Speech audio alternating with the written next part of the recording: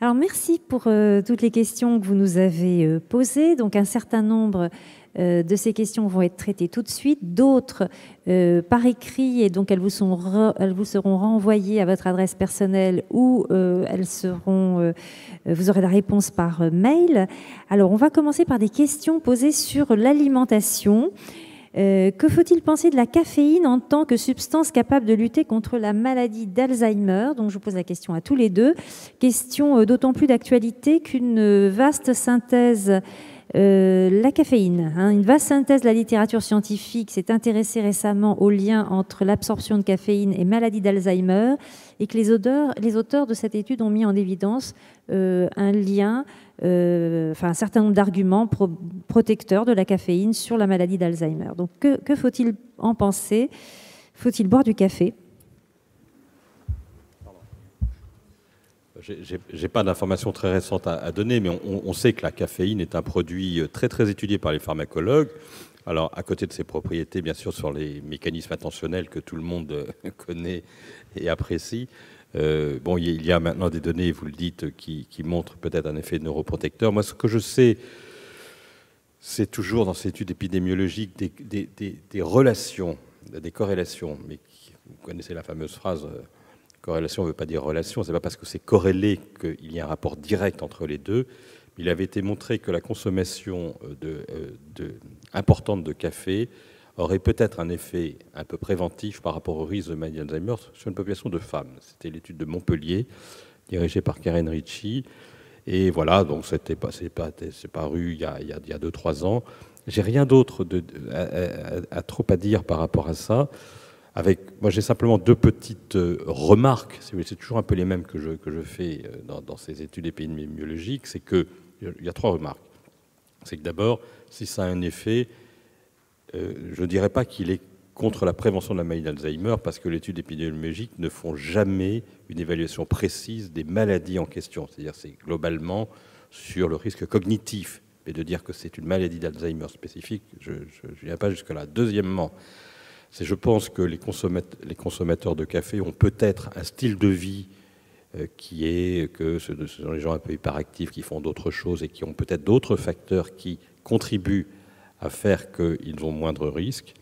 Et troisièmement, le café lui-même jouant sur les capacités cognitives par le biais de l'effet attentionnel, il n'est pas exclu que quand on fait comme ça des évaluations cognitives, et pour classer les gens entre ayant des troubles ou n'ayant pas de troubles, eh bien, ce soit purement l'effet symptomatique du café qui apparaissent dans le cadre des études. Voilà, c'est les petites réserves que j'apporte, mais cela étant, je ne mets pas fondamentalement en doute l'intérêt du café. Donc je crois, comme toujours, pourquoi pas prendre du café, mais bien sûr avec modération, parce que ça peut avoir un effet excitant, ça peut avoir un effet donc sur le sommeil, diminuer le sommeil, et ça, en revanche, on sait que le sommeil est essentiel pour la consolidation mnésique. Voilà, comme toujours, ces choses-là doivent être manipulées avec beaucoup de précautions. Est-ce que les substances antioxydantes du café pourraient jouer aussi un rôle protecteur? Parce qu'il y a beaucoup de substances dans le café, il n'y a pas que la caféine. Oui, certainement. J'ai envie de rajouter, pour ceux qui ne boivent pas de café, il y a aussi la possibilité de prendre un petit verre de vin, puisque ça a déjà été dit ici, mais les restrictions sont les mêmes. Toutes ces études qui vantent le mérite d'un aliment comme protecteur des neurones, qui serait un facteur qui diminuerait la prévalence de maladies d'Alzheimer ou qui augmenterait la longévité. Tout ça, c'est effectivement intéressant, mais il faut le prendre avec la mesure que Bruno vient de nous signaler, parce que corrélation n'est pas raison systématiquement. Alors, une autre question sur un aliment. L'huile de noix de coco 100% vierge, non hydrogénée, serait-elle protectrice? Je ne sais pas si elle protège, mais en tout cas, on nous fait une promotion très active là-dessus, et notamment l'inventeur de ce concept. J'ai vu passer il n'y a pas longtemps justement un mail qui nous annonçait qu'il était à Paris prochainement et qu'il allait nous faire une conférence sur les mérites de l'huile de coco. Mais bon, je crois qu'il faut être, là encore, très prudent. Le problème, c'est que souvent, on se rend compte que ceux qui font la promotion des études sont également ceux qui vendent les produits dont ils font la promotion. Donc ça pose un petit problème. hein. C'est la raison pour laquelle je crois qu'il faut rester prudent et que, en ce qui concerne l'alimentation, on voit bien que vous avez des modes qui se suivent et qui ne se ressemblent pas, et que finalement, le mieux, c'est de manger de tout en petite quantité. Je rajouterai juste une question, puisque nous sommes entre personnes de bonne compagnie, que vous suivez un peu les choses avec beaucoup d'intérêt, que vous avez un certain niveau de connaissance. Je vais vous poser la question suivante. Vous avez compris ce à quoi était due la maladie d'Alzheimer. Ça a été très bien exposé par Daniel Cohen, mécanisme complexe, vous voyez, des protéines qui se transforment en feuillets bêta-plissés, qui s'agrègent pour former des plaques amyloïdes, avec une dégénérescence des protéines tau, etc. Vous voyez un peu combien c'est complexe dans le cerveau. Alors maintenant, je vous pose la question, est-ce que vous pensez que de consommer un peu de noix de coco, de l'huile de noix de coco, va empêcher ces phénomènes? Donc ceux qui pensent que de consommer un peu de l'huile de noix de coco empêche ces phénomènes d'agrégation plaquettaire de feuillets bêta-plissés, lève le doigt. Il y a une personne. Que ceux qui pensent que la consommation d'huile de noix de coco n'a rien à faire avec la biologie de la maladie d'Alzheimer, lève le doigt. Voilà. Voilà, nous sommes, voyez, entre des gens de bonne compagnie. Je crois que vous avez bien compris le principe, et je crois que non, mais c'est très important parce que c'est ça l'éducation. Vous voyez, il faut qu'on soit éduqué pour éviter d'accepter, je dirais, les yeux fermés, des évidences. Finalement, c'est des évidences que c'est beaucoup plus complexe, mais cela étant, avoir une alimentation saine, faire attention à ce que l'on mange, éviter certaines huiles qui, je crois, je ne suis pas là pour faire du discrédit sur certaines huiles, mais je crois qu'il y a l'huile de palme, il y a des huiles qui sont vraiment dégueulasses, je crois. Bon, donc ça, il faut éviter. Et il faut, voilà, et puis avoir une alimentation saine, éviter un peu le beurre. Moi, j'adore ça, j'en prends à la cuillère comme ça, mais il faut peut-être pas en prendre trop. Le vin, bon, oui, un petit peu, mais avec modération. Enfin, bon, prendre du poisson parce que c'est pas mauvais, pas trop prendre de viande. Enfin, tout ça, c'est des choses qui sont tout à fait évidentes, que tout le monde fait ici, j'en suis sûr, et je crois qu'on a raison de le faire, parce que ça, globalement, ça va dans le bon sens. Alors tout à l'heure, vous parliez de la baisse du nombre de malades d'Alzheimer, et quelqu'un demande si cette baisse n'est pas liée au fait que l'on n'utilise pratiquement plus de casseroles en aluminium pour cuisiner. Alors, non, mais ça alors c'est un serpent de mer qui revient assez régulièrement. L'idée de l'aluminium, et aussi l'idée des, comment on appelle ça, des bridges, enfin la relation entre, oui, pas des couronnes, des amalgames dans les dents, etc. Bon, là encore, alors c'est le problème de l'aluminium. Alors l'aluminium a été rendu responsable un temps de ces maladies, de la possibilité d'augmenter le risque ou la fréquence de maladies d'Alzheimer sur un fait suivant, c'est qu'il y avait chez les insuffisants rénaux qui étaient dialysés une détérioration cognitive, et cette détérioration cognitive a été rapportée au fait que l'aluminium était mal pris en charge, était mal évacué par les systèmes de dialyse de l'époque. Donc de là l'idée que l'excès d'aluminium pouvait être responsable de troubles cognitifs. Et à partir de là, il y a des études épidémiologiques, là encore, qui ont été faites pour vérifier la teneur en eau en France, et on a vu qu'il y avait peut-être, dans certaines régions, un peu plus de taux d'aluminium dans l'eau de consommation, et on a vu que peut-être que dans ces groupes-là, il y avait un petit peu plus de fréquence de maladie d'Alzheimer. Voilà, de là, on a monté toute une relation qui n'a pas été confirmée par la suite. Cela étant, c'est vrai que l'aluminium a un potentiel néfaste sur les neurones du cerveau. Voilà, donc, mais ça n'augmente pas pour autant la fréquence de la maladie d'Alzheimer. Il y a une petite chose qui est quand même intéressante, c'est qu'il y a je ne vous en ai pas parlé, il y a un médicament dont on vient de démontrer l'efficacité dans la maladie d'Alzheimer. Alors c'est assez intéressant. Moi, je suis très impliqué dans le développement de ce médicament parce que j'étais associé au dessin de l'étude. Et c'est une étude qui a été, je crois, très bien montée, qui est une étude très propre.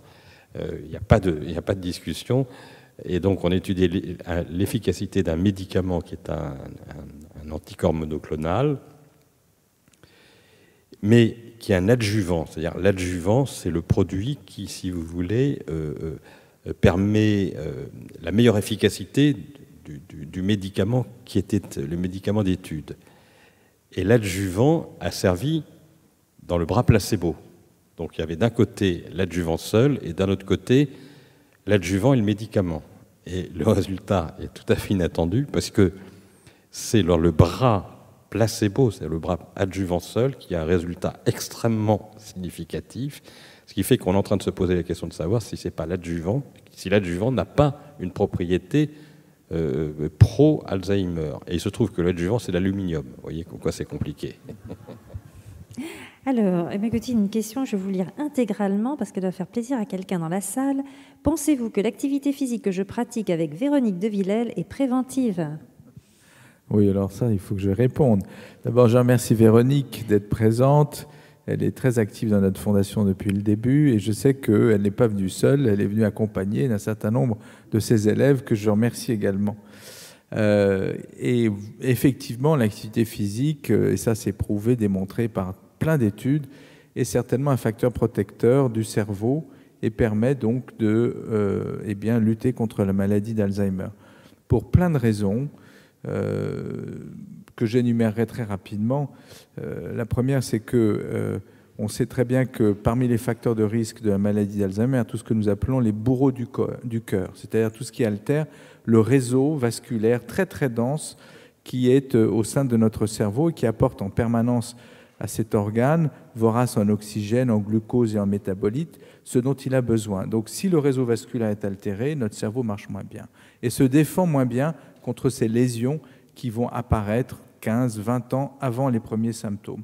Donc tout ce qui entretient le réseau vasculaire est favorable et vertueux. Il est évident que l'activité physique fait partie de ces comportements qui permettent d'entretenir le réseau vasculaire. Donc ça, c'est une première chose. La deuxième, c'est qu'on a le sentiment aussi que non seulement on entretient le réseau vasculaire, mais on améliore certainement la synthèse d'un certain nombre de substances neuroprotectrices. Et puis enfin, je crois que faire du sport, surtout ensemble, en particulier avec Véronique, c'est convivial, c'est sympathique, et donc on lutte contre d'autres facteurs qui sont des facteurs de risque de cette maladie, qui sont le stress et la dépression. Donc en faisant de l'exercice physique, vous allez entretenir votre cerveau, vous allez l'alimenter en substances protectrices et vous allez lutter contre le stress, la dépression et peut-être la solitude et l'isolement. Ça vous permet quand même aussi, quand vous êtes invité à dîner comme ça, au dessert, vous faites le grand écart devant tout le monde, ça a quand même de la gueule, quoi. Qu'est-ce que vous voulez ? Bon, Véronique, les inscriptions à votre cours sont ouvertes. J'espère qu'il reste de la place.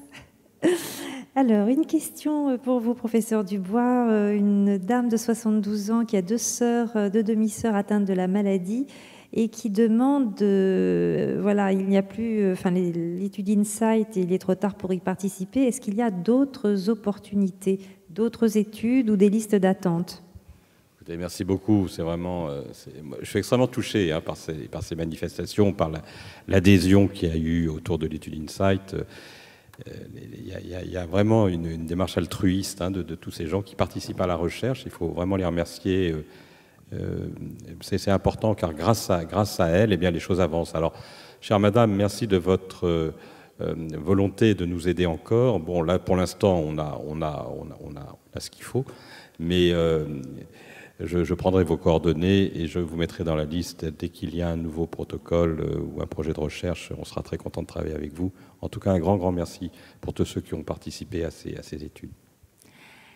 Merci, professeur. Juste une chose, je rajoute, parce que c'est Joël Ménard qui dit ça, et je trouve que c'est très bien. Il dit il faut remercier les parents de ces enfants qui ont participé aux essais visant à démontrer l'efficacité du vaccin contre la poliomyélite et qui ont accepté que leurs enfants ne soient pas dans le bras vacciné pour nous permettre, nous tous, de bénéficier de cette prévention. C'est-à-dire que vraiment, nous avons une responsabilité, je dirais, auprès de l'humanité, de faire progresser la connaissance et j'ai bien compris que c'est la démarche de cette dame de dire, voilà, je me tiens à votre disposition si je peux aider d'une façon ou d'une autre. Un grand merci à vous tous. Je voudrais, avant que nous nous quittions, juste vous dire qu'il y a beaucoup de questions, qu'on ne peut pas évidemment toutes les aborder. On nous demande des questions sur les maladies de corps de Lévy, sur la démence vasculaire, on nous demande des questions sur l'hérédité, sur l'annonce du diagnostic, etc. On vous répondra par écrit puisque vous nous avez donné votre adresse. Et si au cours de cette demi-après-midi supplémentaire, jusqu'à ce que nous quittions, vous avez à nouveau d'autres idées, n'hésitez pas, d'autres questions, n'hésitez pas à les confier en sortant à nos hôtesses. Je me permets, parce que j'ai lu l'actualité, et ce matin, il y a une étude qui m'a intéressé, qui m'a amusé, qui montre, parce que vous allez la lire dans votre journal, et donc peut-être que vous l'avez lu et vous vouliez poser la question, qui montre que apparemment, un peu d'obésité ou un peu de surpoids pourrait avoir un effet préventif contre la maladie d'Alzheimer. Oh là là, ça c'est la nouvelle du jour, bravo. Alors, non, c'est très intéressant parce que c'est une étude qui a porté sur 2 millions, je crois j'ai lu, 2 millions de sujets, 2 millions de personnes. 2 millions de personnes au Royaume-Uni. Donc c'est pas rien quand même, c'est vraiment une étude qui quand même est fiable et qui montre un résultat assez significatif. Alors, est-ce qu'on peut l'expliquer ? Alors, cela dit, il faut quand même...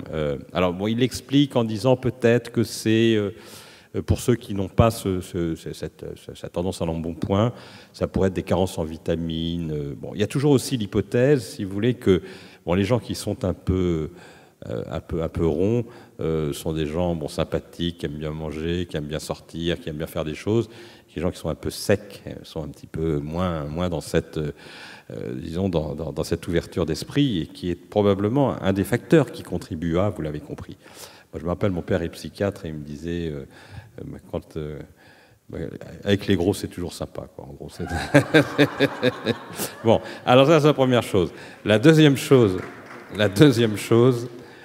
qu'il faut savoir, c'est que cette étude est intéressante parce que, justement, elle vient en contrepoint de plusieurs études qui avaient, au contraire, montré, et vous le savez, vous en avez entendu parler, que le surpoids et même l'obésité étaient pour le coup des facteurs de risque de la démence. Donc vous voyez, et il y avait notamment une étude au Karolinska qui avait montré qu'il y avait un risque d'augmentation du risque de démence de 91% chez les obèses. Voilà.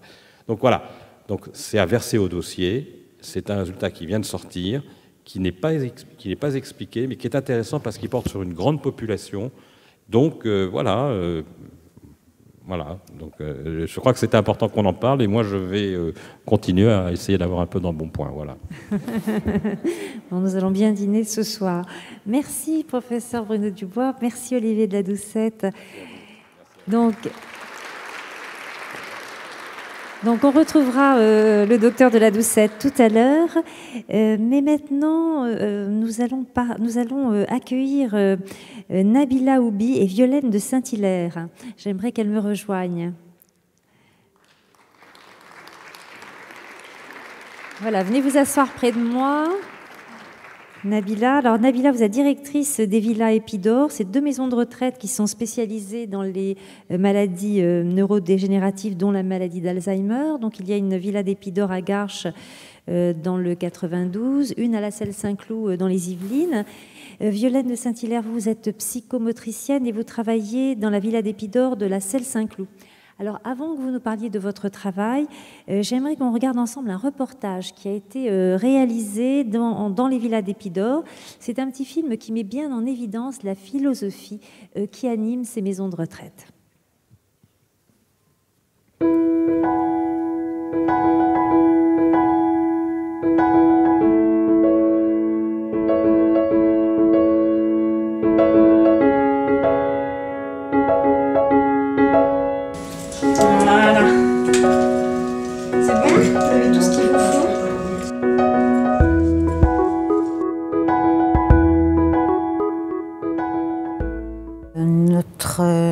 Notre approche ou notre philosophie d'accompagnement pour les personnes atteintes des pathologies Alzheimer ou neurodégénératives, c'est de ne pas être que dans le médicament et d'essayer tout le temps de trouver des alternatives et de trouver des pistes en fonction des personnes, en fonction de leurs habitudes de vie, en fonction de leur personnalité, de ce qu'elles ont été, de ce qu'elles sont aujourd'hui, de leur entourage.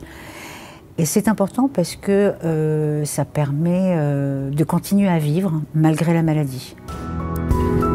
Et voilà, c'est le musée.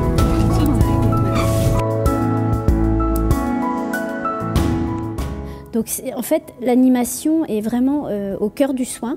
C'est, j'allais dire, à l'égal du soin médicamenteux, du suivi par les médecins, quoi. Voilà. C'est deux choses qui sont complètement, qui se complètent en fait. Voilà. Alors effectivement, dans les activités, qu'elles soient motrices, sensorielles, émotionnelles, tout ce qu'on va proposer au sein de la Villa d'Épidore, ça a effectivement un but occupationnel, entre autres, parce qu'effectivement, avoir une occupation, c'est valorisant, c'est stimulant et c'est une bonne chose. Mais nous, en tant que professionnels, on va avoir effectivement des objectifs thérapeutiques. Ces activités-là ont aussi pour but de maintenir le lien avec l'environnement, de maintenir les capacités motrices des résidents et aussi de les valoriser, de leur faire prendre conscience qu'ils sont encore capables de faire des tas de choses, d'être vraiment dans le monde et pas uniquement dans une maison de retraite, dans leur petite bulle avec leur famille, et les résidents qui vivent avec eux et nous en tant que soignants. Enfin, moi, la grande surprise, c'était le fait qu'elle fasse beaucoup plus de choses qu'à son domicile. Donc, et justement, on a des meilleures discussions ensemble depuis que maman est ici, du fait justement de son vocabulaire qui s'est beaucoup enrichi. Et on a des discussions beaucoup plus sympathiques qu'à la maison.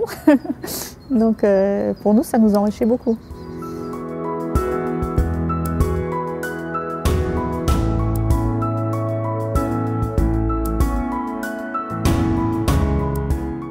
Voilà, il rentre soit dans la toile qu'on est en train de regarder, soit dans l'eau avec la piscine. L'autre fois, on était à la piscine et il y a une de nos résidentes qui est quand même très âgée, mais qui, une fois dans l'eau, pof, elle nous a impressionnés parce qu'elle est partie comme ça en crawlant.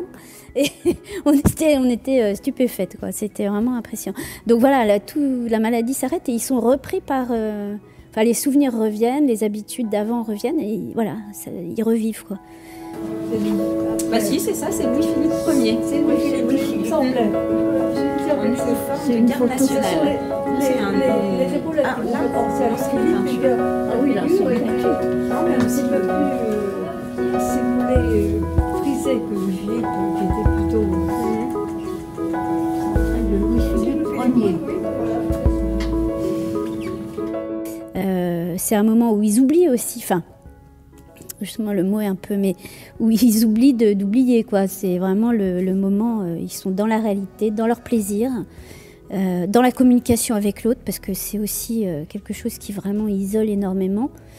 C'est ça, après, il y a qu'est-ce qu'on entend par progrès, qu'est-ce qu'on vise dans nos thérapies. C'est pas uniquement freiner la maladie, et voilà, mais c'est aussi le bien-être du résident. Et quand le résident est détendu, souriant, qu'on sent qu'il est serein, pour nous, c'est une réussite. Nous restons à lieu de vie, nous accueillons des personnes qui souffrent de maladies, de pathologies assez lourdes. Nous proposons toute une large liste de choses à faire, mais après, là où il faut être extrêmement vigilant, c'est ce qui convient ou pas. L'idée, c'est pas d'être dans la surstimulation à tout prix pour faire plaisir, souvent aux parents d'ailleurs, mais d'être en adéquation avec les possibilités, les capacités et l'envie aussi de la personne, du résident accueilli.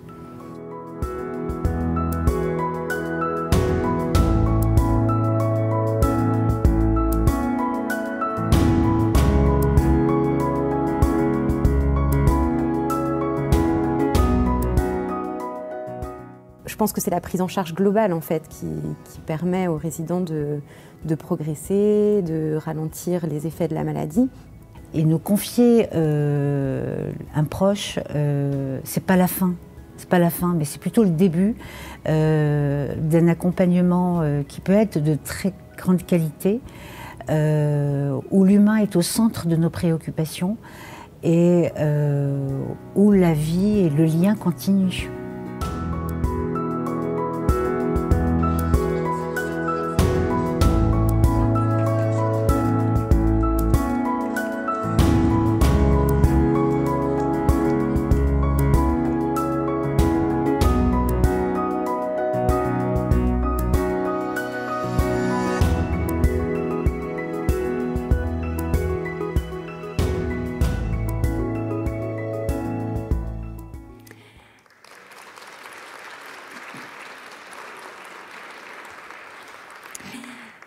Alors, moi, c'est la deuxième fois que je regarde ce film et je ne le regarde pas de la même façon parce que tout à l'heure, le professeur Bruno Dubois nous disait que parmi les exercices cognitifs, finalement, ce qui marchait, c'est quand on travaillait avec les personnes sur des sujets qui les intéressaient. Et ça, vous le faites déjà. Le professeur Daniel Cohen nous disait aussi que les approches complémentaires étaient très importantes et vous le faites déjà. Alors, comment vous avez eu l'idée d'en arriver là, finalement la théorie, on le sait depuis peu, hein, nos deux scientifiques nous l'ont dit, puis vous l'appliquez déjà depuis longtemps. Qu'est-ce qui vous a poussé à faire comme ça, finalement? Quand le professeur Dubois et le docteur Nakache faisaient leur présentation, on se disait avec Violaine, ils nous ouvrent les portes là pour introduire notre sujet. Donc oui, peut-être on a tout simplement un pas d'avance sur la recherche, parce que justement ce qui nous anime et ce qui fait qu'on a envie de travailler auprès des personnes avec ces maladies aussi terribles, c'est qu'on croit en la personne, au-delà de la maladie. Moi, en tant que directrice au quotidien, avec l'ensemble des collaborateurs et l'ensemble des équipes pluridisciplinaires, que ce soit les libéraux, que ce soit le personnel salarié, on essaye d'aller chercher le résident là où il est, de faire tomber les barrières et de se dire qu'il y a des choses qui sont possibles et qu'heureusement cette maladie ne gâche pas tout et que c'est à nous tout simplement d'y aller. Et vous, Violaine, en tant que psychomotricienne, qu'est-ce qui vous anime ? Alors moi, ce qui m'anime et ce qui me fait venir tous les jours au Villa d'Épidore, c'est vraiment aussi l'ouverture que l'on a dans nos prises en charge. C'est-à-dire que justement, on ne va pas s'arrêter aux barrières de la maladie, on va s'intéresser vraiment à la personne en tant que telle et ce qui, elle, la motive pour lui proposer des choses adaptées à son envie plus qu'à sa pathologie finalement. Et c'est ça, moi, qui me motive, c'est de pouvoir leur proposer des choses différentes, que ce soit effectivement quelqu'un qui aime nager, on va l'emmener à la piscine, comme vous avez pu le voir dans le film, quelqu'un qui aime voir des toiles, on va l'emmener au musée, quelqu'un qui aime courir, on va l'emmener faire du jogging. Enfin, voilà, on essaye de ne pas se mettre de barrières et de proposer un maximum de choses qui répondent à l'envie de la personne. Et je pense que c'est par l'envie que la personne a envie de continuer à vivre et donc aussi de continuer à s'intéresser et donc d'être parmi nous en pleine forme et le mieux possible. Et justement, ce que j'allais vous dire, dans le film, les pensionnaires qui sont filmés, ils ont l'air en forme, ils ont l'air plutôt sereins, plutôt souriants, enfin ils ont l'air de participer très activement aux activités que vous leur proposez. Et ce n'est pas toujours l'image qu'on a des patients atteints d'Alzheimer. Alors est-ce que les autres résidents qui, eux, ne sont pas filmés, sont comme ceux qui sont filmés? Est-ce qu'ils sont tous comme ça chez vous? Voilà. Non, évidemment, ils ne sont pas tous sur leurs deux pieds. Nous accueillons des personnes qui sont à tous les stades de la maladie, donc aussi bien des personnes qui peuvent être grabataires, en fauteuil roulant. Effectivement, là, on les voit pas dans le film, mais pour autant, on leur propose aussi des choses très diverses, que ce soit du snozélène, de la balnéothérapie, de la relaxation, de la lecture de contes, de la musicothérapie. Enfin, voilà, on a aussi tout un panel de choses à leur proposer et aussi on essaye de leur redonner le sourire et de leur amener cette sérénité que vous voyez chez les personnes qui sont dans le film, mais on le voit aussi chez ceux qui sont plus atteints. Je rajouterais juste, pour compléter ce que vient de dire Violaine, c'est que les personnes qui sont très avancées dans la maladie, c'est des personnes qu'on connaît, qui sont chez nous depuis quelque temps. donc dont on connaît les habitudes, dont on connaît les envies, dont on connaît l'histoire, dont on connaît la famille. Donc effectivement, quand ils évoluent dans la maladie, le fait de les connaître aussi bien nous permet de les accompagner au mieux. Donc après, effectivement, ça serait peut-être plus nager à la piscine, mais une séance de balnéo, c'est pas mal. Ça peut être tout simplement une écoute musicale dans son lit, tout simplement, accompagnée, des massages, de la relaxation, mais c'est parce qu'on connaît la personne, et ça, c'est très important. Est-ce que votre expérience est en partie transposable à domicile ou peut donner des idées aux aidants? Est-ce qu'on peut donner des idées, des conseils? Transposable, on ne pourrait peut-être pas répondre complètement à cette question parce qu'à domicile, nous, on n'y est pas. Mais en tout cas, ce qui est sûr, c'est, si on peut donner un conseil aux aidants, c'est de ne pas rester seul. De ne pas rester seul, de se former, de s'informer, d'aller au-devant des professionnels, donc que ce soit les établissements, que ce soit les associations, les services à domicile. Et Violaine vous dira ne jamais se coucher avec une interrogation. Donc de toujours aller chercher, essayer d'aller chercher la réponse, parce que c'est souvent le début de la compréhension de ce qui ne va pas, quoi. Est-ce qu'il y a des questions pour Nabila Oubi et Violaine de Saint-Hilaire? Oui, madame, alors attendez. Est-ce qu'il y a... Non, je ne vois pas d'hôtesse, mais si vous nous parlez assez fort.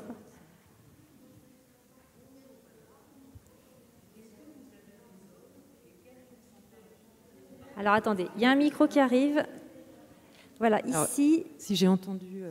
Non, une question ici d'abord. Si j'ai entendu la question, c'est est-ce qu'on accueille des hommes, c'est ça?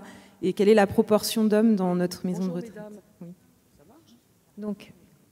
Allô, allô. Donc, est-ce que vous avez des pensionnaires hommes? On a des hommes. Alors, la proportion, je ne saurais pas le dire, Madame Oubi, peut-être vous le savez. Je pense que c'est de l'ordre de 10 à 20%, non? Je sais pas. On est plus autour des 30% à peu près. Il y a plus de femmes sûres, mais on a quand même pas mal d'hommes. Plus que dans un EHPAD classique, effectivement. Il y avait une autre question, je crois. Oui.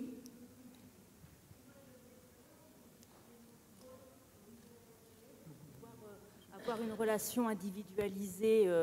Peut-être reprenez votre question au début, parce qu'on n'a pas entendu le début. Oui, je voulais savoir si vous étiez nombreux comme personnel pour pouvoir avoir une relation individualisée, parce que moi j'ai connu des EHPAD et c'était pas ça du tout. Le personnel nous disait qu'ils étaient débordés, qu'ils ne pouvaient pas s'occuper comme ça, donc je trouve ça fantastique, quoi, mais je suis très étonnée en même temps. Oui, effectivement, en termes d'effectifs, clairement, on est un EHPAD, on est spécialisé, on accueille 86 et 87 résidents sur les deux structures, donc il faut du monde, effectivement, pour s'occuper des personnes. Mais au-delà des effectifs, je pense qu'il y a ce qu'on a envie de faire et ce qu'on a envie d'apporter dans sa structure. Donc je pense qu'il y a aussi une question d'organisation, de formation des équipes aussi, parce que les équipes aussi, il faut les accompagner, il faut les former. Et pour vous donner juste un exemple, j'ai souvent, encore aujourd'hui, des équipes soignantes, parce que la vie sociale et culturelle n'est pas...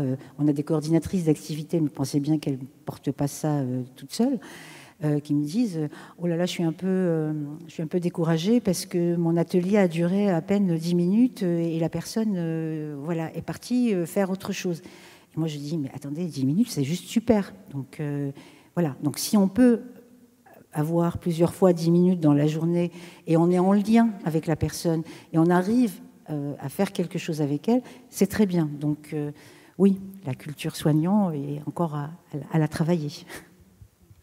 Une dernière question. Oui, madame. Je suppose que tous ces ateliers ont un coût. Et est-ce que votre expérience est transposable dans d'autres maisons comme la vôtre? Alors la piscine, ça coûte le billet... Ça coûte 4,50 €. Voilà, la piscine coûte 4,50 € l'entrée. Le musée, c'est les tarifs des musées. Et après, voilà, nous avons l'année dernière réalisé un séjour, un voyage de 8 jours, où effectivement Violaine et d'autres collaborateurs sont partis pendant 8 jours à Asquin.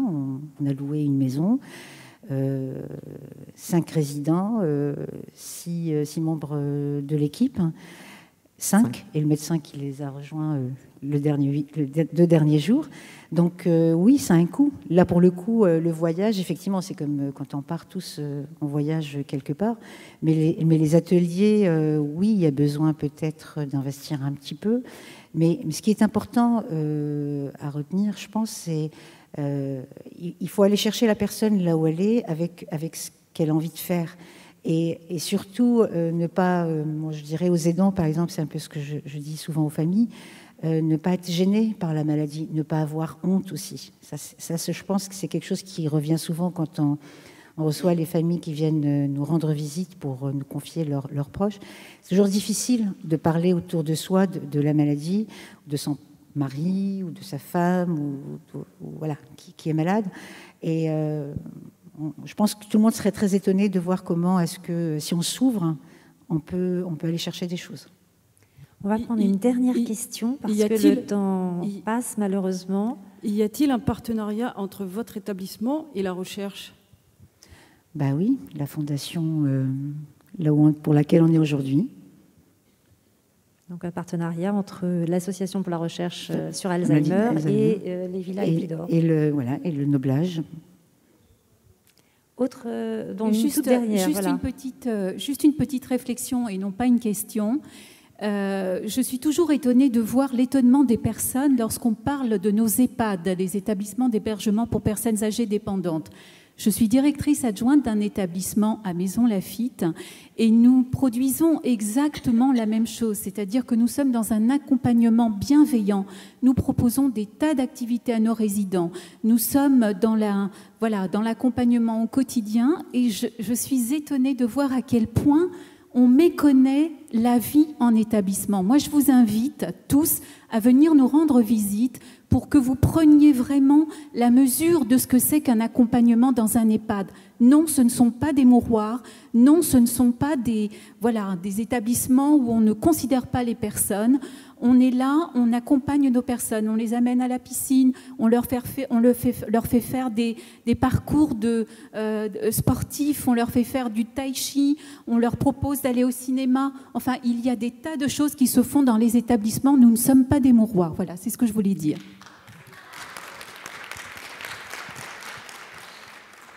Merci pour votre témoignage. Malheureusement, je suis désolée, on est un petit peu en retard. S'il y a 6 personnes du personnel soignant qui accompagnent 5 personnes Alzheimer, c'est pas le même. Là, on ne met pas en question la qualité des personnes qui sont des soignants, mais la question. Moi, ma mère est dans une EHPAD, c'est un problème de manque de personnel et de réduction du personnel. Et c'est là, effectivement, là, je vois une qualité humaine d'accompagnement et je vois bien les personnes qui sont en face, qui ont du cœur, ça c'est clair, et de la compétence. Et vous aussi, dans ce que j'entends. Mais par contre, ma mère est dans une EHPAD à Bordeaux, pas forcément une EHPAD, de bonne qualité. Bon, voilà. Après, une EHPAD, c'est entre 2 000 et 4 000 euros, si ce n'est plus. Hein. On est d'accord. Donc voilà. L'accompagnement, quel est-il? Est-ce que ça dépend effectivement du fric? Pas forcément, je suis d'accord. Mais ce que j'ai vu, c'est que, on dirait, c'est comme à l'éducation nationale. Si on a 30 enfants devant soi, en tant que prof, on ne va pas faire la même chose que si on en a 14.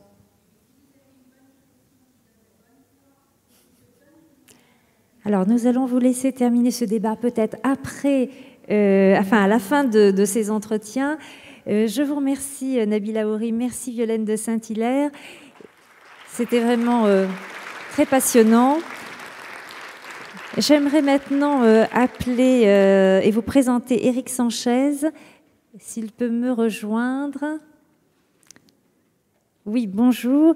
Donc, Éric Sanchez est le directeur du développement de l'action sociale chez AG2R La Mondiale. C'est un groupe de protection sociale. Bonjour, écoutez, venez vous asseoir à côté de moi. Donc vous êtes au départ, vous, un spécialiste du tai chi. Vous avez d'ailleurs conçu des ateliers de tai chi pour des personnes atteintes de la maladie d'Alzheimer et nous en avions parlé d'ailleurs ici même, je crois, il y a 2 ans. Aujourd'hui, vous allez nous parler d'une autre expérience qui n'est pas simplement dédiée aux patients d'ailleurs atteints d'Alzheimer, mais à toutes les personnes qui commencent à vieillir. Il s'agit du village bien-être. Alors, juste avant que vous nous en parliez, je vous propose de découvrir en images cette expérience dont direction le village bien-être et c'est à Marseille.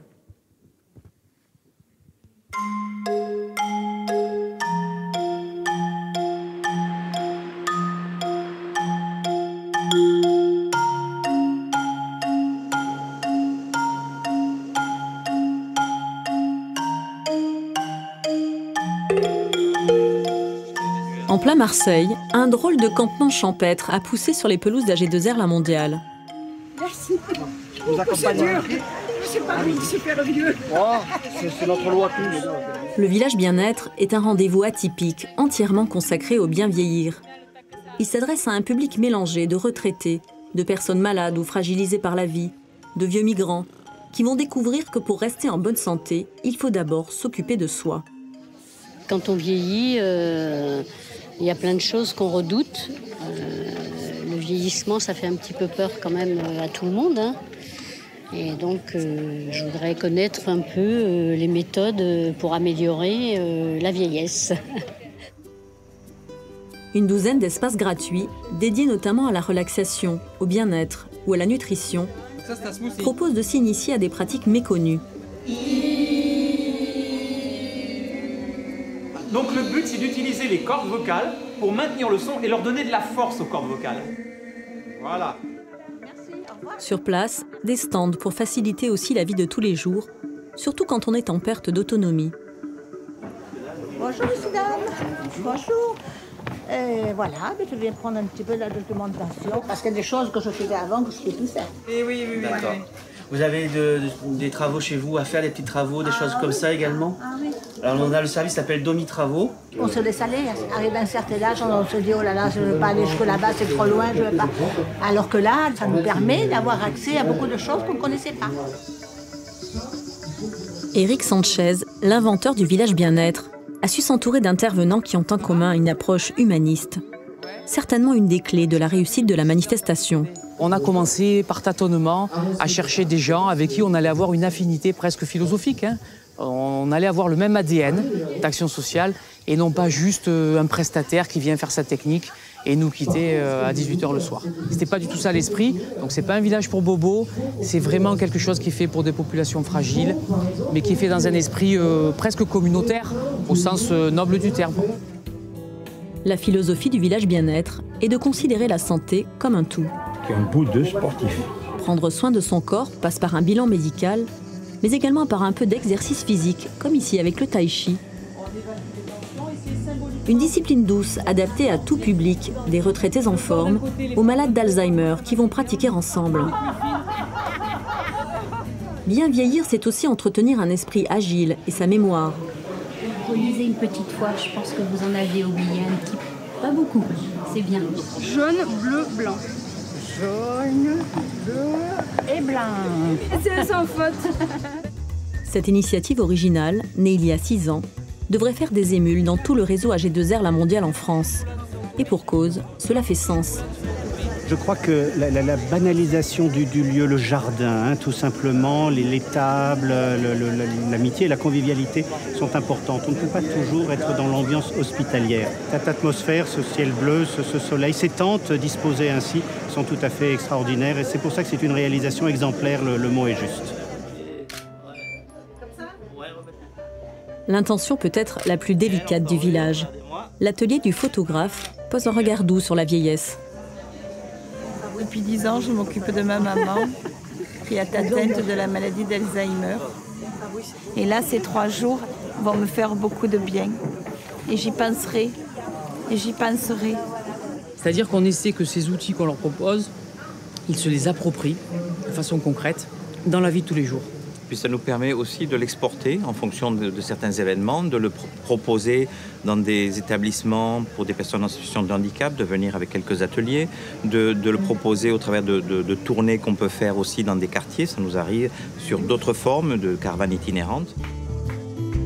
Le bénéfice du village bien-être va encore plus loin. Il crée un espace de rencontre et de partage entre des personnes qui sortent rarement de chez elles. On a passé une excellente journée. Il faudrait qu'on ait souvent comme ça.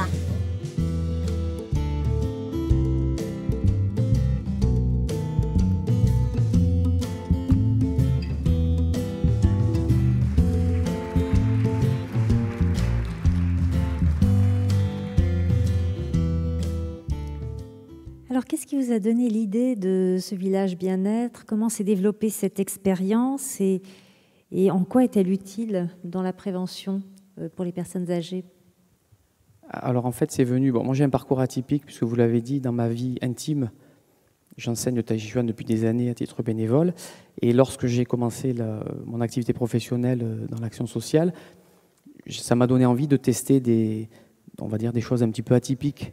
Donc du coup, on a commencé à réfléchir avec quelques amis et quelques intervenants comment on pourrait faire se rencontrer un monde très institutionnel, le monde de la retraite complémentaire, de la prévoyance et des mutuelles, avec le monde du quotidien, les gens dans leur intimité, et puis tous nos partenaires, que ce soit les Petits Frères des Pauvres, France Alzheimer ou d'autres, qui sont en fait des partenaires du quotidien sur des publics en situation de fragilité. Donc on a commencé à tester ces activités en fait de façon empirique il y a à peu près 8 ans maintenant. Donc en fait, vous avez regroupé tout ça sous le nom du village bien-être. Et combien de jours dure ce village? Alors, il dure chaque année 3 jours. Actuellement, il est en train d'être étendu à une dizaine d'endroits en France. Et on est en train de voir comment s'aimer un peu plus largement. Mais en fait, l'idée, c'est pas du one-shot, c'est pas une opération unique à l'été, parce que c'était la saison estivale. Et en fait, tout au long de l'année, on reproduit un certain nombre de mini-villages, mini-activités, caravanes itinérantes, plutôt dans des quartiers, avec 2 idées. Le village, c'est l'idée qu'on s'en fait, ou que je m'en fais également, de regrouper des personnes dans un même lieu qui est bienveillant, où la convivialité, l'échange, le rire et le plaisir sont vraiment les maîtres mots. Et après, au-delà de ça, l'idée de la caravane, c'est d'aller au-devant des personnes. Voilà, l'idée, c'est vraiment de mixer ça, mais aussi de faire se rencontrer des personnes qui n'ont pas l'occasion de se rencontrer dans la vie du quotidien, dans la vie de tous les jours. Et à travers, je crois que les intervenants précédents l'ont très très bien dit, il y a vraiment tous ces mots de convivialité, de plaisir, d'avoir envie. Et le moteur, c'est vraiment l'envie, quoi. L'envie de faire et l'envie de découvrir l'autre et de se découvrir soi-même. Alors quel est l'impact de ces villages bien-être, puisqu'il y en a maintenant plusieurs, c'est ça, en France? Est-ce que vous avez eu par exemple des retours, des témoignages de gens qui ont, grâce à ce village bien-être, peut-être modifié des comportements, des modes de vie? Voilà, quel impact en termes de prévention et de santé? Alors on a eu 2 impacts en fait qu'on a vraiment notés. Et c'est pas nous, c'est nos partenaires qui l'ont dit. Premier impact avec les Petits Frères des Pauvres, c'est des personnes qui étaient vraiment très isolées, qui sortaient pas de chez elles, pour certaines depuis plus d'1 an, qui ne voyaient personne sauf quelqu'un qui leur portait un peu de nourriture pendant 1 an comme ça, et qui petit à petit se sont dévoilés à l'autre et se sont autorisés à revivre un petit peu et du coup aller vers l'autre et à recommencer à vivre, à avoir des activités. Ça, c'est le premier témoignage. Et le deuxième qu'on a, par contre, qui est maintenant assez fréquent, c'est les personnes qui reviennent et qui, au fur et à mesure, réintègrent dans leur vie au quotidien des pratiques, des choses simples. C'est ce que disait tout à l'heure le professeur de la Doucette et tout, quoi, des choses simples du quotidien sur l'alimentation, le plaisir de faire des choses, une cuisine savoureuse et diversifiée ensemble, le plaisir d'avoir une activité physique en commun et pas simplement derrière son écran télé avec un DVD.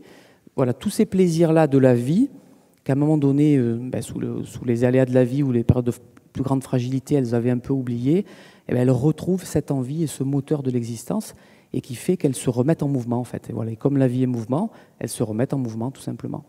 Donc un impact globalement positif sur les personnes qui sont venues passer un peu de temps dans ce village. Oui, et là, on est en train d'en faire une modélisation, un cahier des charges environ d'une 30aine de pages, qui explique un petit peu toutes les conditions techniques, humaines et le modèle économique aussi, parce que l'idée, c'est de faire pas quelque chose qui soit idéal en théorie, mais qui existe dans la vraie vie.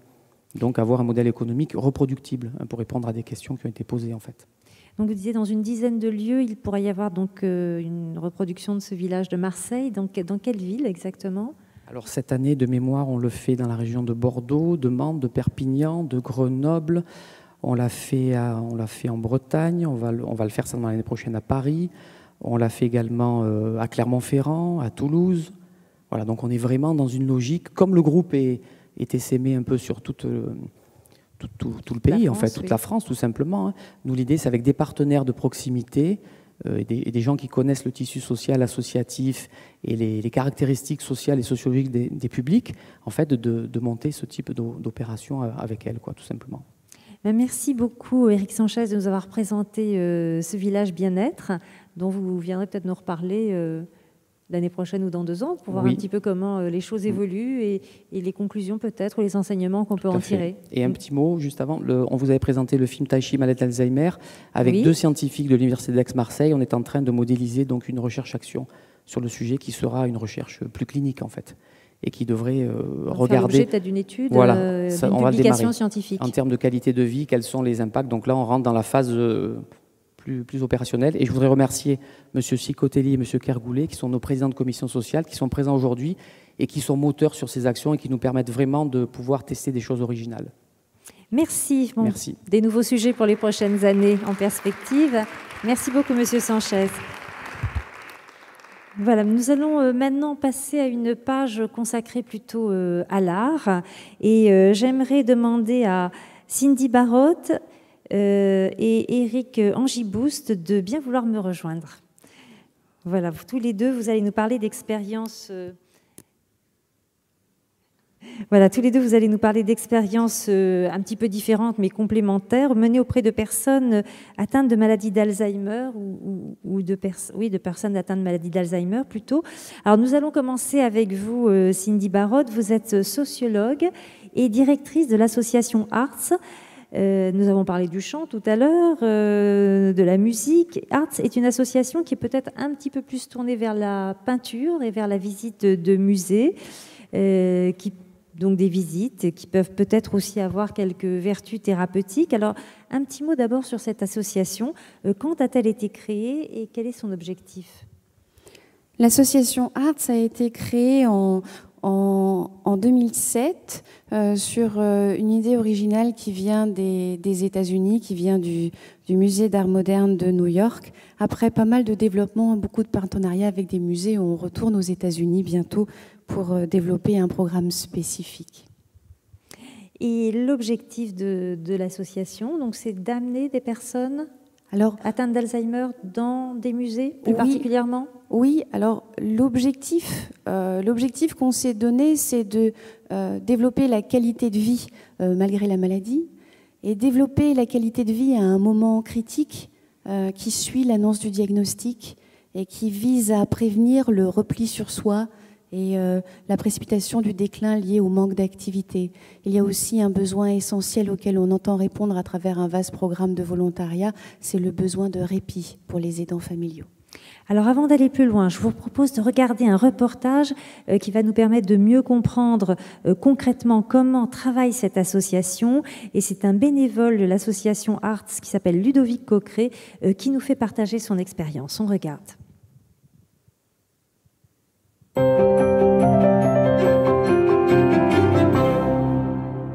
Alors bonjour, donc je m'appelle Ludovic Coqueret, je travaille aux études de marché, donc je suis chez Merck depuis 6 ans et ça fait 2-3 ans maintenant que je fais partie de l'association Arts, donc qui permet à des patients atteints de la maladie d'Alzheimer d'aller au musée, aux différents musées, dans différents sites culturels.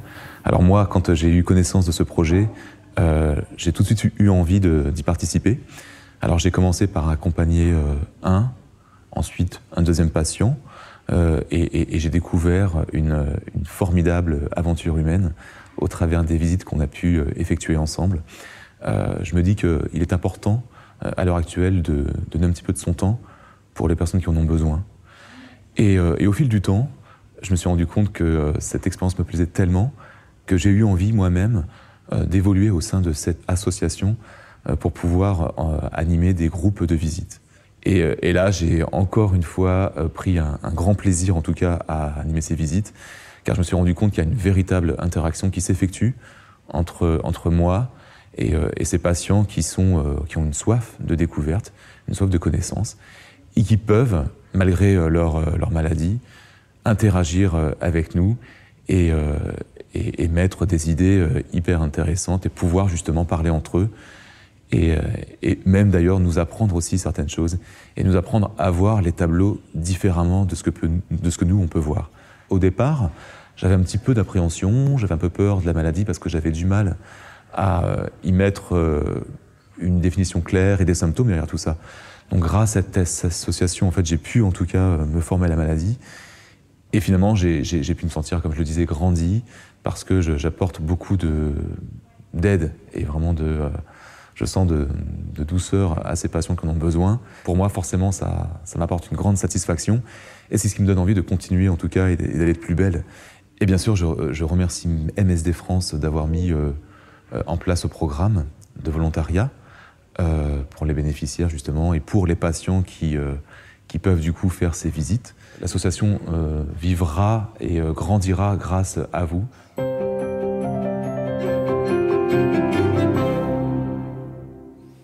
Alors Cindy Barotte, est-ce que vous pouvez nous en dire un petit peu plus sur l'association, ses missions et aussi peut-être les enseignements qu'on peut tirer de ces visites dans les musées côté patient? Oui, absolument.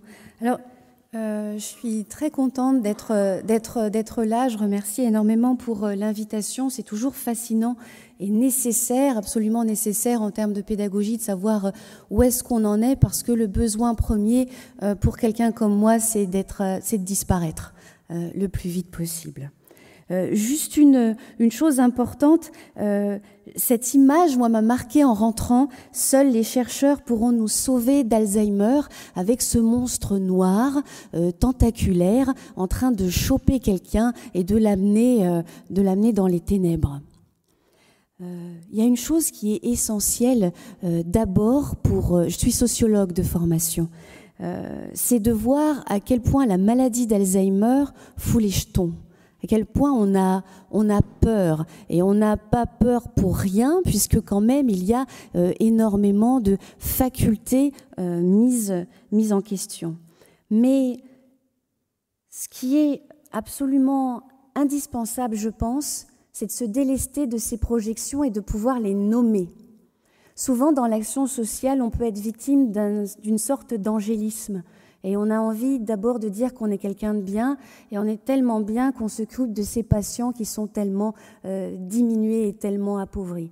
Ce qu'il est nécessaire, c'est de se dire comment, comme tout un chacun, on projette des choses sur la maladie d'Alzheimer. Et ce qu'on projette sur la maladie, c'est d'abord une idée de dégénérescence. Quand on dit, mais vous savez, ma mère avant, c'était quelqu'un. C'est la thématique aussi de Style Alice qui est sur vos écrans. Et évidemment, on prend cette femme magnifique, professeure à l'université Harvard, psychologue, qui s'effondre. Et c'est là où véritablement la maladie fout véritablement la trouille, à travers cette dégénérescence. Le retour en enfance aussi, cette somme de petites morts, cette sensation de devenir fou. Enfin, ça fait très peur, la maladie d'Alzheimer, et en même temps, c'est une immense opportunité. Je suis sociologue de formation, j'ai fait ma thèse sur la maladie d'Alzheimer, et en 2006, on considérait que la sociologie était presque morte parce qu'on était empêtré dans des logiques d'acteurs. Il y a un phénomène social énorme qui est la lutte pour la reconnaissance et cet enjeu qu'il y a autour de l'injonction à l'autonomie. Ce que la maladie d'Alzheimer fait, c'est qu'elle nous dresse une image, un envers négatif de tout ce que nous valorisons. Le malade d'Alzheimer, il est dépendant, il a perdu la maîtrise, et ça nous interroge, nous. Et c'est ça qui est difficile. Jeune sociologue, moi je me disais vivement qu'il y ait de plus en plus de vieux. Parce qu'on va arrêter avec le jeunisme. On va arrêter de montrer les poupées de 20 balais partout sans arrêt, sur tous les panneaux d'affichage. Et on va commencer à faire de la publicité pour les dentiers, les prothèses. Enfin, vous voyez, qu'on essaye un petit peu de mettre quelque chose de sain et de se réconcilier avec l'avancée en âge, avec les problématiques liées à l'âge. Et en fait, c'est pas ça qui est en train de se passer. On essaye de plus en plus de désolidariser les jeunes vieux des vieux vieux. Et on vous enseigne à bien vieillir. C'est formidable le bien vieillir, c'est nécessaire le bien vieillir, mais attention à l'illusion de rester jeune quand on est vieux. Oui. La maladie d'Alzheimer, ce qui est nécessaire aussi, c'est de poser des interrogations sur c'est quoi la perte d'identité. Vous êtes qui, vous? Si je vous demande qui vous êtes, en formation, les gens, quand on leur demande qui ils sont, ils répondent que c'est une capacité qu'ils peuvent avoir de raconter un récit par rapport à leur vécu. Donc il y a confusion entre qui je suis et ma capacité à produire un discours plus ou moins fictif, plus ou moins déconnant sur mon parcours personnel, d'où je viens et comment je me suis battue et où est-ce qu'à la fin j'ai réussi à obtenir mon diplôme et comment j'ai créé l'association Arts, etc. Ça fait identité. Ce qui est intéressant, essentiel, lorsqu'on accompagne des personnes atteintes de la maladie d'Alzheimer, c'est d'être poussé à s'interroger sur ce que c'est l'identité. Quand on est face à une œuvre, il y a une chose qui est absolument saisissante, c'est qu'on se rend compte qu'il y a du ressenti dans la pensée. Et que quand une personne fait une remarque sur une œuvre, c'est un adulte qui le fait. C'est quelqu'un qui a été traversé par tellement d'expériences de vie qu'il est capable de saisir avec une acuité absolument saisissante les détails de l'expression d'un personnage. Et c'est pour ça que la maladie d'Alzheimer, ce n'est pas un retour en enfance, et c'est pour ça qu'ils sont toujours là. Cette expérience particulièrement saisissante d'un juge qui m'a dit, vous savez, la maladie d'Alzheimer, à la fin, c'est comme on n'est plus rien, on est diminué, on est comme un demi-mort. Une personne atteinte qui vous dit ça, vous dites, mais comment est-ce qu'on peut faire pour créer une activité ou quelque chose qui va permettre à la personne de saisir qu'elle est encore elle-même? Ça, c'est un défi de taille qui pousse à l'humilité. Le moment critique dans lequel on se situe, c'est le moment suite au diagnostic, où en fait, ce qu'on se dit, c'est que sitôt diagnostiqué, moi, j'ai besoin de faire partie de la vie.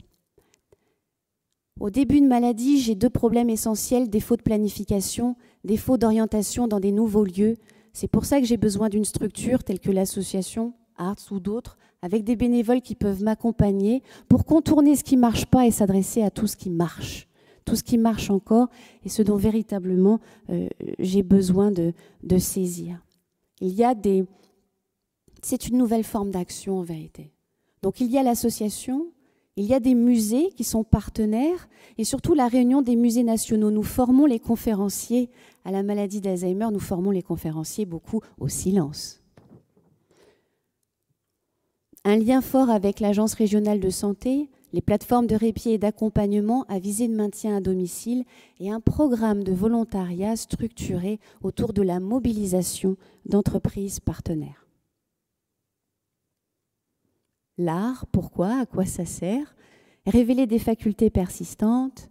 Voilà. L'art, c'est utile. L'art, c'est surtout facteur de dignité. Et l'art, c'est un très grand nivellateur parce que on peut se servir de l'art pour se dire qu'on est tous aussi incompétents les uns que les autres pour véritablement dire ce que l'artiste avait dans la tête.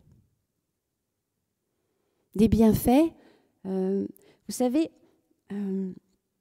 au niveau de l'évaluation, on nous demande souvent mais est-ce que ça a des effets mesurables, etc. Il y a eu des évaluations qui ont été menées, réalisées. Une des plus connues, c'est celle menée par Marie Mittelman, que j'ai rencontrée récemment encore pour discuter de ce qu'elle avait fait, de cette expérience qui s'était produite au MoMA. Donc les études manquent pour arriver à en montrer l'impact, mais en même temps, est-ce qu'on a tant besoin de montrer qu'il est nécessaire de traiter les personnes avec dignité? Est-ce qu'on a besoin de montrer qu'il est encore nécessaire qu'ils fassent partie de la vie sociale? Moi, les chercheurs, les professeurs m'intéressent beaucoup plus, si je peux me permettre, sur la méthodologie de conduite de visite. Sur comment on fait pour révéler des facultés, comment on fait pour cibler la mémoire procédurale, pour faire de la ritualisation et pour essayer de soutenir au maximum la mémoire épisodique. Ça, c'est nous au Louvre, très fiers, parce que c'est une baston. Dans la salle des États, avec la Joconde dans notre dos. Juste pour vous dire, l'accessibilité au musée, ça démarre avec le MoMA à New York. Aujourd'hui, en France, ça y est, les musées s'y intéressent. Et chaque musée cherche à développer son propre programme spécifique. On a eu une chance fantastique, mais souvent on a des complexes par rapport aux Américains, on ne devrait pas, hein, quelquefois. Ici en France, on a la possibilité, lorsqu'on est une structure qui accompagne des personnes atteintes, de pouvoir être structure relais. Et c'est parce qu'on a été structure relais depuis 2007 qu'on a pu monter une méthodologie. La méthodologie de conduite de visite, elle suit une structure de commentaires. On va demander aux personnes d'abord qu'est-ce qu'ils voient, donc on est sur de l'identification. On va leur demander comment ils associent les éléments entre eux. Vous ne trouvez pas qu'elles se ressemblent, ces deux-là? Vous voyez? Comment on peut associer ces personnages? Oui, ce sont deux sœurs. Les localiser? Oui, elles sont dans un bain. C'est quand même étrange d'être aussi apprêtées pour prendre un bain, vous ne trouvez pas? Donc, les commentaires qu'on peut faire sur une œuvre sont éclairants et vont permettre de soutenir pour les personnes atteintes leur capacité de compréhension. Donc, portrait présumé de Gabrielle d'Estrée, maîtresse du roi. Et on a ce fond, cette femme derrière qui coud, peu à peu, à travers la structure du commentaire, le sens d'une œuvre se lit. Et on a beaucoup de traits d'esprit, beaucoup d'humour qui surgit. Ce qui est essentiel là, aujourd'hui, dans la formation des conférenciers, dans la possibilité de développer cette accessibilité, c'est d'aller dans le sens à la fois d'une méthode forte et aussi d'une démocratisation. Faire en sorte qu'il y ait un maximum de visites qui bénéficient à un maximum de personnes. Et pour ça, il faut transmettre une compétence, un savoir-faire. Quand on regarde une œuvre comme celle-là, les personnes qu'on accompagne, elles ne sont absolument pas dupes, hein. On leur a raconté l'histoire de Gabrielle d'Estrée. Donc là, ce geste qui retient votre attention, on peut être amené à le mimer, à dire de quel genre de geste il s'agit, qu'est-ce que ça signifie. Et en fait, il s'agirait de pincer le sein pour savoir s'il y a eu montée de lait. Vous voyez ? Parce qu'elle aurait eu un enfant. C'est pour ça le bain. C'est pour ça aussi la femme derrière qui coud. Mais les personnes qu'on accompagne ne sont absolument pas dupes. Il y a une dimension érotique dans cette peinture palpable qui est là. Et d'ailleurs, le touriste lambda, quand il rentre dans la pièce, il s'arrête, il regarde, il contemple tout ça. Et donc, il y a une charge, il y a autre chose. Et ça fait partie du sens de l'œuvre.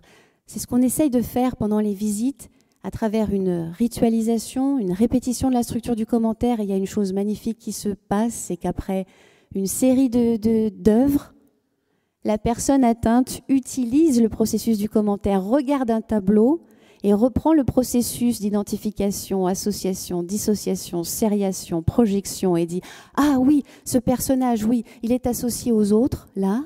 Il y a une opposition avec les autres éléments de cette scène, donc il y a une menace, un danger. Et à mon avis, ce qui va se passer après, c'est telle et telle situation. » Donc les personnes apprennent la structure du commentaire.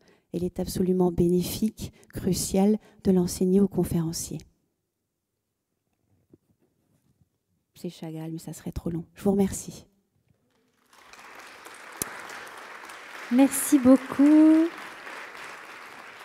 Alors, je vous propose de regrouper les questions tout à l'heure, mais de donner la parole d'abord à Eric Angibouste. Vous êtes président de Muséo, c'est une société leader dans la décoration artistique dans le domaine de l'hôtellerie et de la restauration, et aussi donc dans les maisons de retraite, dont certaines accueillent, on le sait, des malades d'Alzheimer. Donc, vous avez organisé un atelier de réflexion sur la décoration de l'univers des maisons de retraite qui accueillent des patients atteints d'Alzheimer. Et ces maisons de retraite se sont aperçues que cette décoration était très importante pour ces patients et vous allez nous expliquer pourquoi.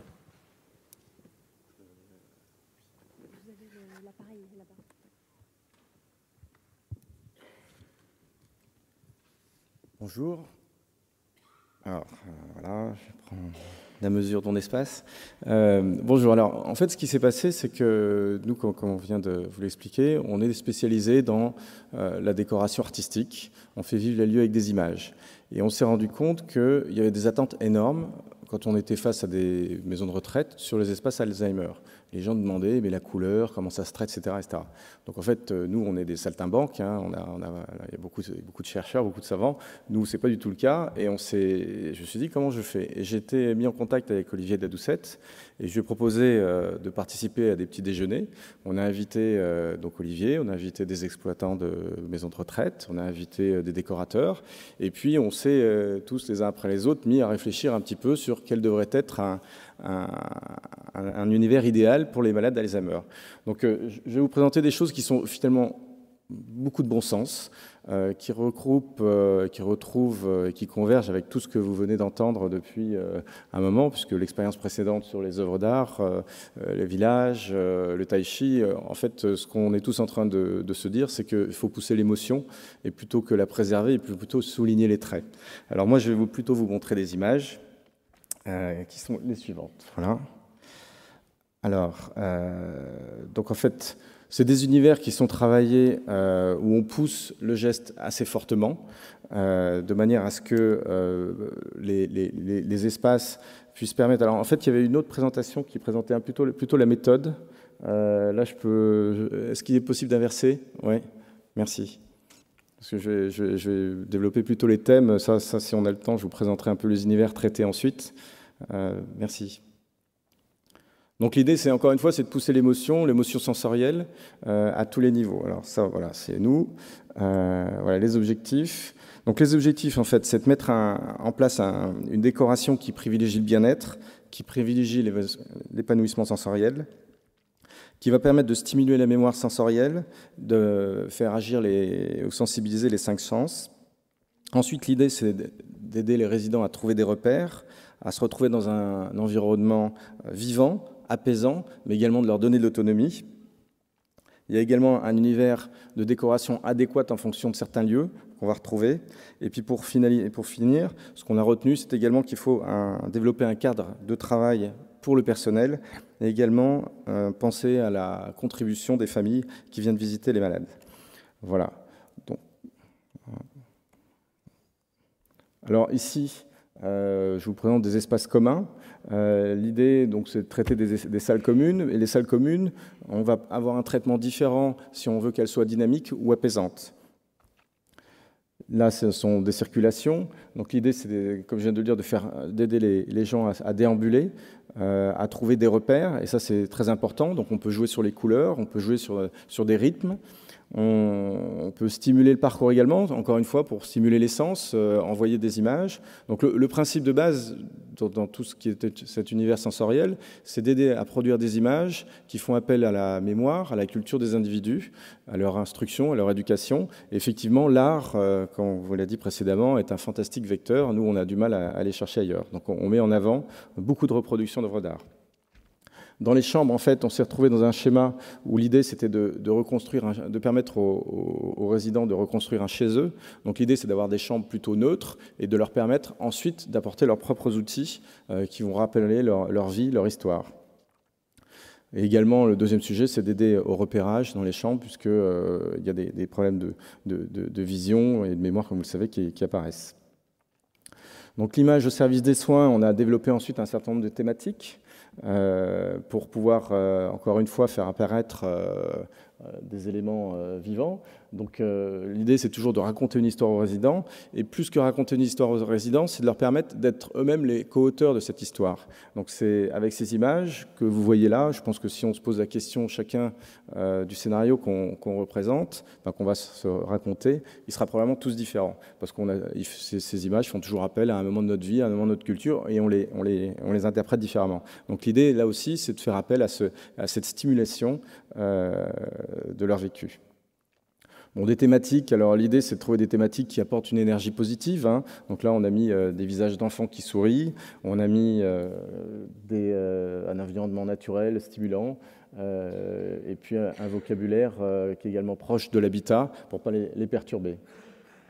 Ce qu'on recommande d'éviter, c'est tout ce qui perturbe effectivement la vision, des trompe-l'œil, des éléments trop réfléchissants qui peuvent effectivement créer des traumatismes. Ensuite, il y a un travail sur la lumière qui est essentiel. Et encore une fois, c'est du bon sens, mais privilégier la lumière naturelle, privilégier des choses simples, des choses qu'on pourrait intituler la vie, hein, tout simplement.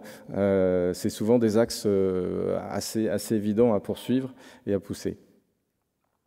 Bon, la couleur, alors la couleur, elle sert principalement à souligner 3 faits: le caractère du lieu, elle permet la création de repères et la lecture de l'espace. Donc là encore, il y a une attention particulière à mettre en avant pour permettre de jouer avec ces outils-là. Des couleurs chaudes qui vont encourager le mouvement, l'activité, des couleurs qui vont plutôt apparaître comme éléments de signalétique, un revêtement du sol qui doit être plutôt neutre pour effectivement pas perturber. Et puis le noir, on s'est rendu compte que le noir, c'était probablement quelque chose qui était plutôt anxiogène, donc à éviter. Les supports, donc après, nous, on a appris à travailler différents types de supports. Hein. On s'est posé la question sur quel type de support à travailler. Donc des supports qui vont favoriser évidemment la sécurité, la solidité, et puis des formats qui permettent effectivement d'être plus ou moins palpables, mais également inarrachables. Voilà. Donc il y a tout un ensemble d'outils qu'on a mis en place. Après, je pense qu'on peut évoquer un certain nombre d'accessoires qui étaient assez simples de mettre en œuvre pour, encore une fois, privilégier ces sens. Donc des abat-jours sur lesquels on va raconter des histoires, des rideaux et du mobilier habillé. C'est à chaque fois, ça fait appel à du sens, ça fait appel à la mémoire, ça fait appel à une certaine lecture, à un effort de lecture, et puis à un vécu qui sensibilise les individus. Alors aujourd'hui, on peut également travailler sur des produits un peu plus high-tech, avec des écrans connectés, parce que là, effectivement, on fait ce qu'on appelle dans le jargon du motion design, donc on apporte des éléments interactifs où on peut effectivement interagir, avoir des éléments qui se diffusent de manière différente dans la journée et qui s'adaptent aux heures du jour et aux activités des maisons de retraite. Voilà, en conclusion, donc on a mis en place un petit guide de best practice. Alors, encore une fois, on a beaucoup d'humilité sur le sujet, hein, on n'est pas des chercheurs, on a simplement essayé de contribuer d'une certaine manière à la réflexion sur le sujet. Je crois qu'on est encore au début de toutes ces réflexions. Mais ce qui m'a frappé, moi, finalement, c'est que tout ça, c'est quand même beaucoup du bon sens. Comme on le disait tout à l'heure, c'est quand on privilégie la dignité des gens, quand on s'occupe un peu d'eux, eh bien, il n'y a pas de raison qu'ils n'aiment pas les choses qui nous font plaisir. Avec, je dirais, ce petit particularité avec eux, c'est comme ils ont une dégénérescence qui apparaît et qui s'amplifie. Eh bien, au lieu de masquer les éléments qui nous plaisent, plutôt soulignons-les, plutôt enrichissons-les, allons plus loin dans l'exercice pour leur permettre, eux, de découvrir avec des filtres plus ou moins puissants des éléments dont on sait pertinemment nous-mêmes qui sont très favorables. Voilà. Donc, ce que je pouvais vous dire.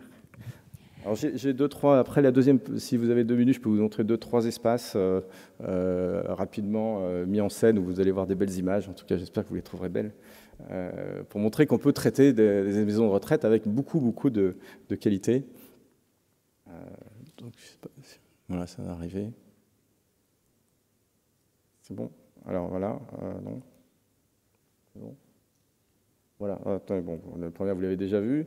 Donc voilà, donc c'est de la déco, mais c'est de la déco enrichie et de qualité. Donc comme on le disait tout à l'heure, les moyens, c'est pas des choses très chères à faire, hein, c'est des choses qui sont bien faites, c'est pas des choses très chères. Hein, les budgets sont très économiques dans les maisons de retraite, mais quand on se donne un peu de mal, comme un peu surtout, on peut faire des jolies choses.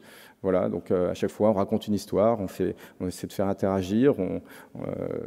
Voilà, donc je passe assez vite, je crois qu'on est pressé, mais voilà. On peut traiter des maisons de retraite comme des hôtels de luxe. Ce n'est jamais que du papier peint imprimé entre nous, avec effectivement un geste et un style esthétique et graphique qui permet cette reconnaissance. Voilà, il y a même des maisons qui vont un peu plus loin. Ceux-là, c'est des budgets un peu plus conséquents sur lesquels on a travaillé. Mais avec juste simplement du papier imprimé, on peut faire de belles choses avec de l'élégance et ça fera du bien à tout le monde. Voilà. Voilà.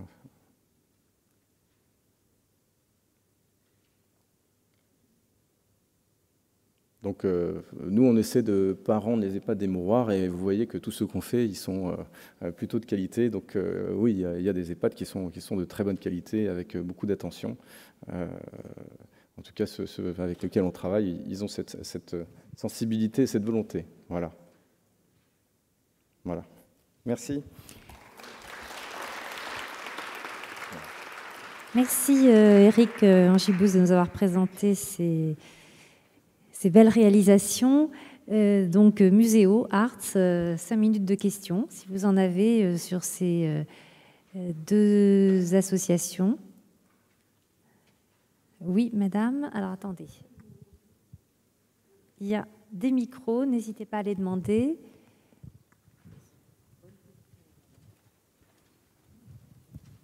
L'absence d'animaux dans vos maisons. Alors, c'était peut-être pas non plus le sujet. Alors, je n'ai pas de réponse à vous apporter. Ce n'est pas un élément qui est ressorti de nos ateliers de réflexion. En matière de décoration, c'est vrai qu'on n'utilise pas tellement les animaux. Quoi qu'on a vu un cheval tout à l'heure dans on a vu un cheval, c'était une volonté d'avoir une EHPAD. sculpture qui pourrait pu être un cheval. Mais oui, enfin, dans l'art, je ne suis pas certain que l'animal fasse partie des grands sujets traités par les artistes. C'est peut-être la réponse la plus simple que je pourrais... C'est un sujet un petit peu différent. Alors attendez. On va vous apporter un micro, ça sera peut-être plus simple.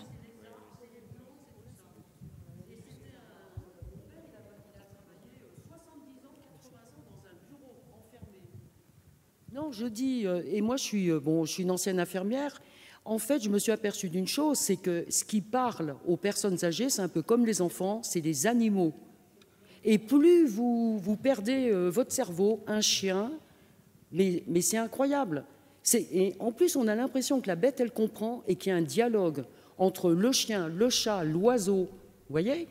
Alors, madame, c'est un autre sujet, je veux dire, c'est un sujet oui, très important. Non, parce que sa dernière image, et d'un seul coup, la dernière image que vous montrez, une pièce avec une grande girafe. Et tout de suite, je lui ai dit, voilà, c'est ça qu'il faut. Vous voyez ? Mais il ne faut peut-être pas que des girafes non plus. Non, pas que des girafes. Mais quand vous mettez des belles nanas en maillot de bain, vous voyez, des années 50.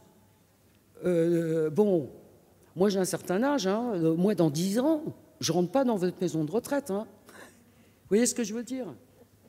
Aujourd'hui, ce qu'on fait, c'est ce qu'ils nous demandent. Hein, mais moi, je suis pas sûr que ça leur plaise à eux et que ça leur parle. Vous voyez, peut-être pour un Américain.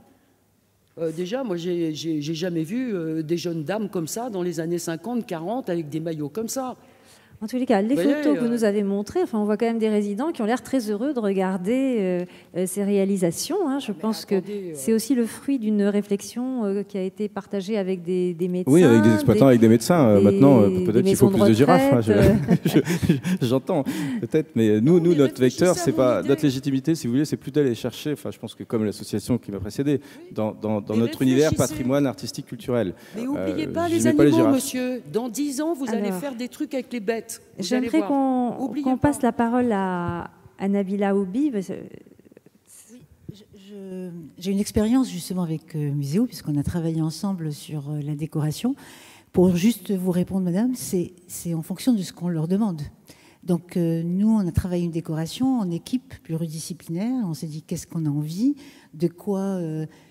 Oui, tout à fait. Donc... Voilà, Muséo, effectivement, répond à nos demandes et s'aligne et réalise des choses dont on a envie. Donc, voilà, si on a envie d'animaux, ben on met des animaux. Si on... Tout à fait. Ah non, mais c'est en fonction des personnes accueillies. C'est en fonction des personnes accueillies. Donc, voilà. Après... Personnellement, non. Mais pour le plaisir et le bien-être de l'établissement, oui. Alors, nous allons prendre une question. Oui, monsieur. J'imagine que certains médecins sur place ont dû donner un avis sur la décoration. Moi, je voulais savoir si on prévoit un espace un peu plus neutre, pas blanc comme l'infirmerie, mais qui permet soit l'évasion, soit le ressourcement, soit la prière pour certains. Oui, en fait, ce que j'ai peut-être mal dit, mais en fonction des espaces, le traitement est différent. Si on veut un espace dynamique où les gens se rencontrent, on veut stimuler la vie, on va effectivement mettre des images assez fortes pour réveiller tout ça. Si c'est un espace qui doit apaiser, où la personne a envie de s'isoler pour se reposer, on le traitera de manière très différente, avec des couleurs plutôt chaudes, etc. Le message, c'est de dire qu'à chaque situation, effectivement, il y a des outils et il y a un traitement qui est différent. Et en ayant travaillé, donc, notamment avec le Noblage sur ce sujet-là, on s'est rendu compte qu'il y avait, comme je l'ai dit, il y a pas beaucoup on a beaucoup d'humilité dans le discours. On dit simplement qu'il y a des best practices. On s'est rendu compte qu'il y avait un minimum de réflexion, un minimum d'attention sur ces espaces pour essayer de répondre à des préoccupations qui étaient différentes en fonction de leur déplacement, en fonction des lieux, en fonction de l'utilisation des lieux, etc., etc. Oui, alors moi c'était juste pour répondre à cette personne qui mettait le point sur tout ce qu'on pouvait reproduire au niveau de la décoration dans un EHPAD. Alors c'est vrai que c'est très beau ce qu'on voit et moi je suis assez d'accord, ça permet aux personnes âgées de se remémorer ce qu'elles ont pu vivre aussi, ce qu'elles ont pu être. Elles ont été jeunes, elles ont été belles, elles ont été intelligentes. Et je trouve que c'est tout à fait cohérent. Et plus on apporte le beau, plus on va leur apporter le bien-être, sans pour autant négliger l'accompagnement. Ça, c'est vraiment important. Et nous, chez nous, on a un poulailler, des poules, et tous les matins, on va chercher les œufs, même si on sait que c'est pas toujours légal de leur proposer des œufs à la coque ou des œufs sur le plat. Mais c'est vrai que les animaux, c'est très important dans un EHPAD. Ça, c'est vrai. On sent qu'aujourd'hui, il y a des ateliers thérapeutiques, la médiation par le chien, ça produit des effets et les animaux, c'est très important, effectivement. Et nous en avons parlé l'année dernière, d'ailleurs, de la présence d'un chien dans une maison de retraite. Je crois que c'était la vôtre, d'ailleurs, Hamlet.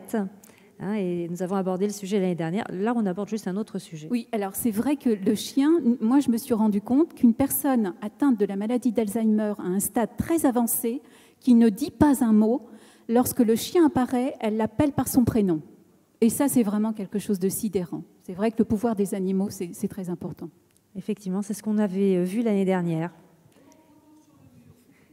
Alors, est-ce qu'il y a d'autres questions sur Arts ou Muséo? Oui, monsieur. Bonjour. Je suis d'accord avec madame pour les animaux, mais chaque personne dans sa vie a des points d'intérêt, et la jeune fille que vous voyez tout à l'heure, en fait, c'était une actrice Audrey Hepburn. Audrey Hepburn, tout à fait. Ouais. Et donc, on peut mettre également du cinéma, des photos de sport, des photos de diverses activités. Et en plus, effectivement, les animaux ou des paysages, voilà, c'est ça. Merci, monsieur. Vous aviez une question aussi? Bonjour. Juste derrière.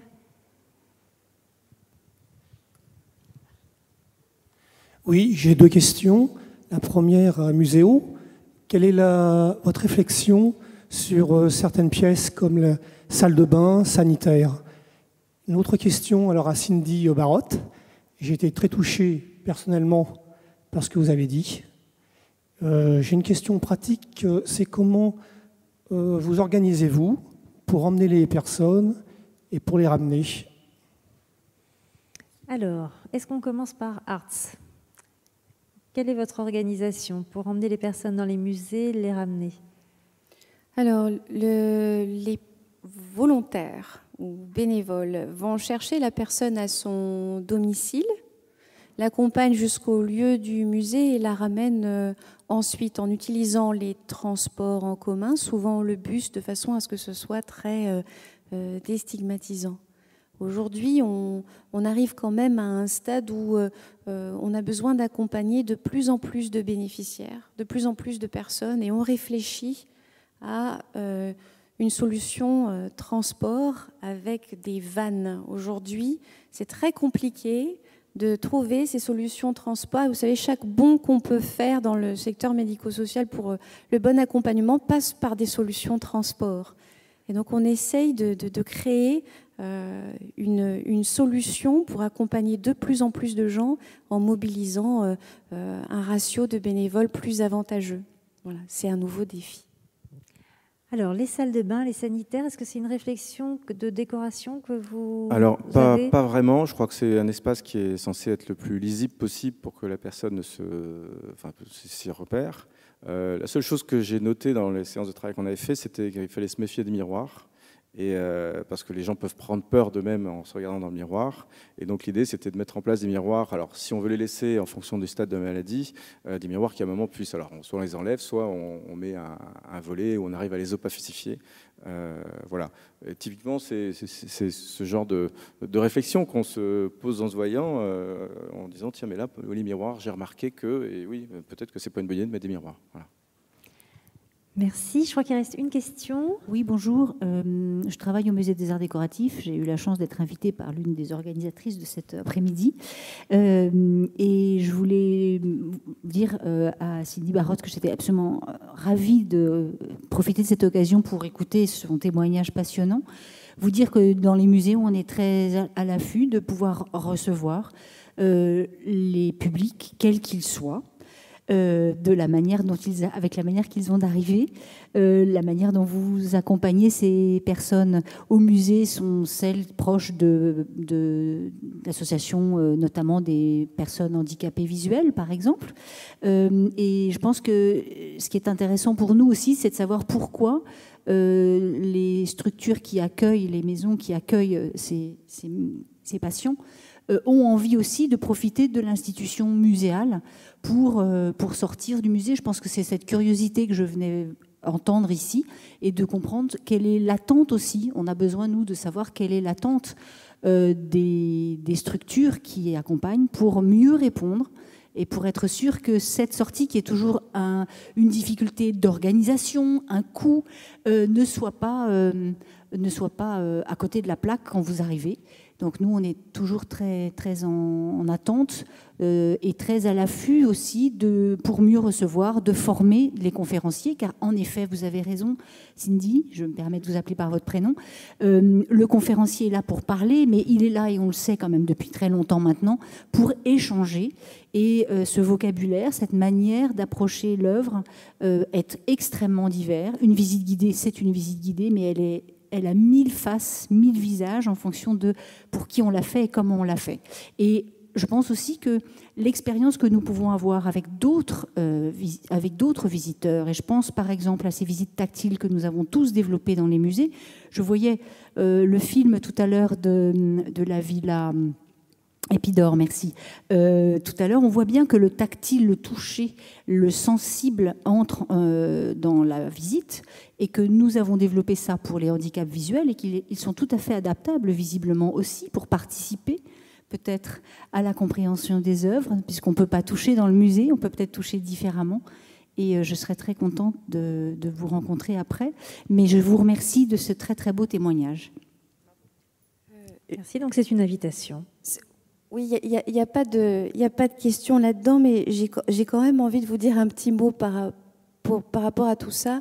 Je suis de très très près l'expérience aux États-Unis et l'histoire de la manière dont ça s'est constitué. C'est qu'en fait, au début, le MoMA, comme le Metropolitan, ont d'abord reçu des experts de la maladie. Ils se sont formés un peu à la maladie, parce qu'ils ne se sont pas formés vraiment. Et ils ont commencé et démarré des visites. Ces visites sont assez anciennes. Hein. Le MoMA ça le fait depuis 2006. Et donc, ils ont une manière de faire ça. Aujourd'hui, la démarche originale qu'on peut proposer aux musées, y compris aux musées américains, c'est de dire il n'y a rien de mal à rester ensemble. Ce que je veux dire, c'est que le professionnel de l'art, le professionnel de l'environnement et le professionnel de la maladie gagnent à continuer à échanger. La maladie d'Alzheimer force l'humilité. Il y a un répertoire de troubles très impressionnant. Et moi, je crois beaucoup dans le fait des dialogues entre les disciplines. Donc c'est plutôt ça, c'est d'essayer de veiller, contrairement à l'expérience américaine, de vraiment veiller à ce que experts de la maladie, experts du monde de l'art soient véritablement dans un dialogue. Et pour le conférencier et son bien-être aussi, on se rend compte à travers ce que l'on fait ô combien c'est précieux pour un conférencier qui anime une visite de savoir à qui il a affaire, les troubles qu'on va lui présenter et les personnes qu'il va accompagner, pas pour une visite, mais pour plusieurs. Parce que ce qu'on fait pour l'autisme, pour les déficients visuels, ça crée une sensibilité, ça crée de l'écoute, de l'adaptabilité de la part des professionnels. Mais véritablement, moi, avec tout ce que je sais de la maladie d'Alzheimer, jamais je n'oserais prétendre que je suis capable d'animer une visite pour une population autiste. Je pense qu'il est absolument nécessaire de rester extrêmement humble et précautionneux par rapport à des pathologies de ce niveau de complexité. Je vous remercie, merci à tous et j'aimerais appeler maintenant Olivier de la Doucette sur scène puisque je vais lui laisser le mot de la fin. Je vous rappelle que le docteur Olivier de la Doucette est le président de l'Association pour la recherche Alzheimer qui nous accueille cet après-midi. Alors, un petit mot de fin rapide puisque le temps passe et que j'imagine qu'un certain nombre d'entre vous êtes fatigués. Je crois que ces 6e journées étaient particulièrement réussies. Moi, j'ai beaucoup d'intérêt à écouter tous nos intervenants. J'ai trouvé qu'ils ont chacun pu dire des choses d'abord compréhensibles, parce que nos chercheurs, parfois, on a un petit peu de mal à les suivre. Et là, je crois que tout le monde a pu percevoir ce qu'ils avaient à dire. On a pu sentir chez eux à la fois des interrogations, mais une certaine forme d'humilité et beaucoup d'humanité. Et je crois que c'est vraiment ce mot qui traverse au fond notre après-midi, c'est l'humanité, et puis la transdisciplinarité. On voit bien que la maladie d'Alzheimer ne peut se comprendre, on ne peut suivre nos patients que si on fait preuve d'empathie, d'humanité et d'humilité. Et on comprend à ce moment-là beaucoup mieux, au fond, qui ils sont. Et on comprend aussi pourquoi c'est si difficile de les accueillir à domicile et peut-être de créer des structures qui permettent bien, de respecter leur dignité. J'ai donc beaucoup apprécié cet après-midi et je remercie du fond du cœur tous les intervenants qui, chacun, je crois, ont apporté une petite pierre à l'édifice. Donc c'était une journée d'information, mais aussi une journée de formation, comme disait Cindy. Je crois. C'est une journée de formation pour nous tous, les professionnels et les non-professionnels. J'aimerais dire un petit mot également de remerciement à une personne qui va nous quitter bientôt et qui est restée souvent dans l'ombre, que vous ne connaissez pas, mais qui est là, à ma droite, en bas, qui s'appelle Christine Descamps, et qui a été la directrice de cette fondation pendant 6 ans. Elle a contribué énormément à l'animer, la développer, à faire en sorte qu'aujourd'hui elle existe et elle puisse apporter entre autres le financement d'une machine qui va être installée à la Pitié-Salpêtrière au mois de septembre, vous serez informés. Le 21 septembre, on va inaugurer un PET-IRM, qui est une machine assez extraordinaire, qui nous a quand même coûté 4 millions d'euros, et qui, je crois, va être un outil à la fois thérapeutique pour l'hôpital, puisqu'il va servir en neurologie, mais beaucoup en cancérologie, et un outil de recherche, et c'est le 2e dans le monde. Il y a peu de PET-IRM installés aujourd'hui dans le monde pour la neurologie. Il va servir à la maladie d'Alzheimer, mais aussi à beaucoup d'autres maladies neurologiques, en particulier la sclérose en plaques. Et c'est grâce aux efforts conjugués de tous les membres de cette fondation que nous avons donc la joie de pouvoir apporter à la Pitié-Salpêtrière, à la communauté des scientifiques de la Pitié-Salpêtrière, ce PET-IRM. Et je pense que c'est un peu la consécration des 10 ans d'efforts qui ont été conjugués pour, depuis les débuts jusqu'à maintenant, construire progressivement cette fondation. Et je crois que Christine y a été pour beaucoup, et je vous demande de l'applaudir.